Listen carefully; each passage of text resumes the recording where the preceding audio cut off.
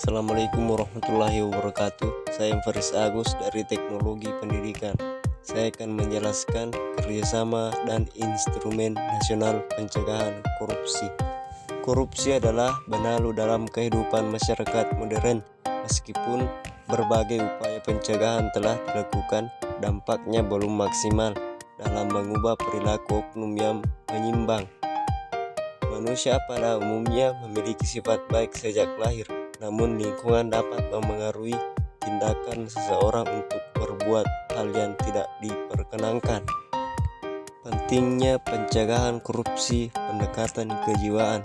Pencegahan korupsi perlu dilakukan dalam langkah-langkah bersama dan instrumen yang mampu memberikan peringatan dini. Ini termasuk menyadarkan individu bahwa tindakan korupsi tidak hanya merugikan diri sendiri, tetapi juga keluarga dan keturunannya. Pencegahan korupsi bukan hanya beban aparat penegak hukum, melainkan masalah mental yang dihadapi bersama. Instrumen yang jelas diperlukan untuk menimbulkan rasa malu dan penyesalan bagi pihak yang berniat melakukan tindakan tidak terpuji. Peran masyarakat dalam pencegahan korupsi. Hindari aktivitas menguntungkan diri sendiri. Jauhi kegiatan yang mengarah pada keuntungan pribadi atau pihak lain yang merugikan negara, seperti pengadaan barang atau pemungutan liar untuk kenaikan jabatan.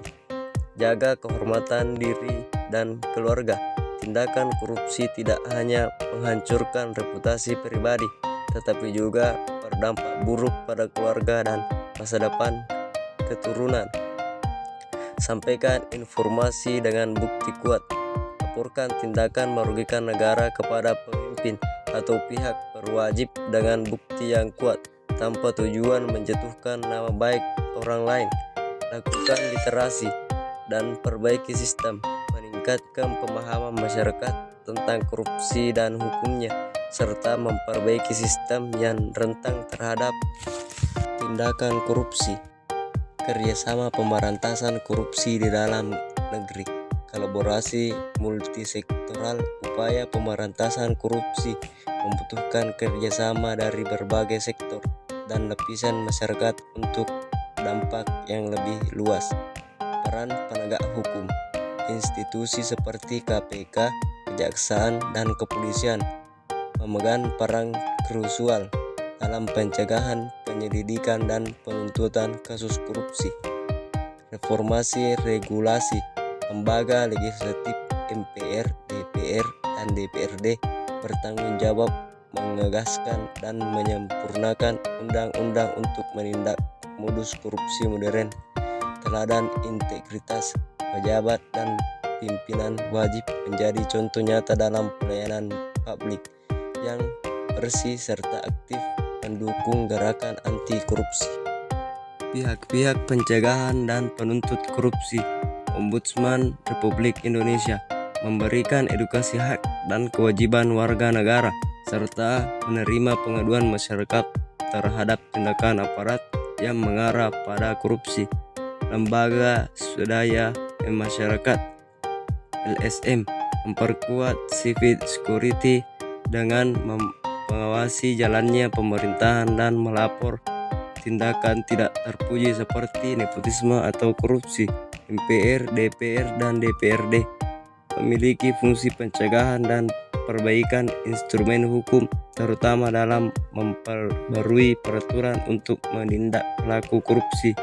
Inspektor dan pimpinan pemerintah melakukan pencegahan diri dalam instansi, menjadi role model dalam memberikan layanan publik yang baik dan transparan.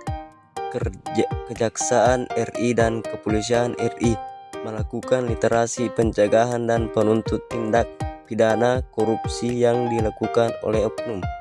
Instansi kehakiman memberikan informasi yang jelas tentang hak masyarakat untuk mencari keadilan tanpa biaya, serta memberikan hukum setimpal. Instrumen nasional pencegahan korupsi. Undang-Undang 1945, Konstitusi dan sumber hukum tertinggi, perwujudan Pancasila sebagai dasar negara, ketetapan MPR nomor 40 MPR 1998 tentang penyelenggaraan negara yang bersih dan bebas korupsi, kolusi, dan nepotisme. Undang-undang ditetapkan oleh DPR bersama Presiden strategis dalam pencegahan dan pemberantasan korupsi, seperti Undang-Undang Nomor 7 Tahun 2006 tentang pengesahan UNCAC, Peraturan Pemerintahan Penggantian Undang-Undang, contoh Perpud Nomor 24 Tahun 1960 tentang pengusutan, penuntutan, dan pemeriksaan tindakan pidana korupsi. Instrumen Nasional Pencegahan Korupsi, Peraturan Pemerintahan seperti PP Nomor 57 Tahun 2003 tentang tata cara perlindungan khusus bagi pelapor dan saksi tindak pidana pencucian uang. Instruksi Presiden, contohnya Inpres Nomor 5 Tahun 2004 tentang pemberantasan tindakan pidana korupsi. Keputusan Presiden seperti Kepres Nomor 11 Tahun 2005 tentang pemberantasan tindakan pidana korupsi. Penerapan instrumen pencegahan korupsi di daerah, perencanaan dan penganggaran APBD, digitalitas melalui e-planning dan e-budgeting untuk meminimalisir korupsi. Manajemen aset daerah, pencatatan aset-aset daerah yang sangat penting. Dana desa, pentingnya kemampuan mengawasi dana yang diberikan kementerian. Optimalisasi pendapatan daerah melalui penggunaan teknologi informasi dan komunikasi. Pengadaan barang dan jasa dilakukan melalui e-procurement dan e-katalog untuk transparansi. Pelayanan terpadu satu pintu memudahkan investor dan masyarakat dalam pengajuan izin dan pembayaran. Manajemen ASN berdasarkan penilaian berbasis sertifik untuk semangat karir, kapabilitas APIP, peningkatan kapasitas pengawasan melalui berbagai pendidikan. Sekian dan terima kasih.